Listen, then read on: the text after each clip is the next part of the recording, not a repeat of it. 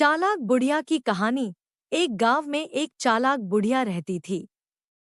वह बहुत गरीब थी, लेकिन अपनी चतुराई से अपनी जरूरतें पूरी कर लेती थी। गांव के लोग उसे बुढ़िया चतुर कहकर बुलाते थे। एक दिन गांव के जमींदार के घर से कीमती गहने चोरी हो गए। पूरे गांव में हड़कंप मच गया। जमींदार ने ऐलान किया कि जो भी चोर को पकड़वाएगा उसे इनाम मिलेगा। बुढ़िया ने सोचा, अगर चोर पकड़ा जाए तो इनाम मुझे भी मिल सकता है। उसने ध्यान से गांव के लोगों पर नजर रखनी शुरू की। कुछ दिनों बाद उसे एक संदिग्ध आदमी दिखाई दिया, जो चोरी के बाद बहुत अमीर लगने लगा था।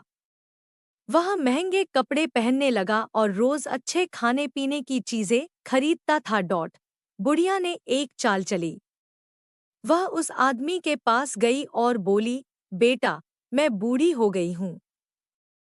मेरी आंखें कमजोर हो गई हैं, पर मुझे सपने में कुछ दिखा है।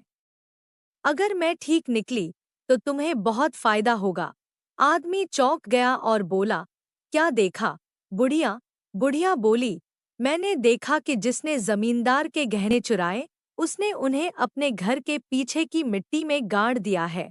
आदमी डर गया, क्योंकि बुढ़िया ने सच बोल दिया था। उसने सोचा कि बुढ़िया को सब पता है। डर के मारे वह आधी रात को गहने निकालने गया। तभी बुढ़िया ने गांव के लोगों को बुला लिया और सबने चोर को रंगे हाथों पकड़ लिया।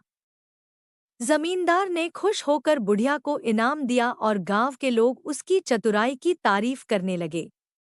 इस तरह बुढ़िया की अक्लमंदी से गांव में न्याय हुआ और वह फिर से अपनी सरल जिंदगी जीने लगी।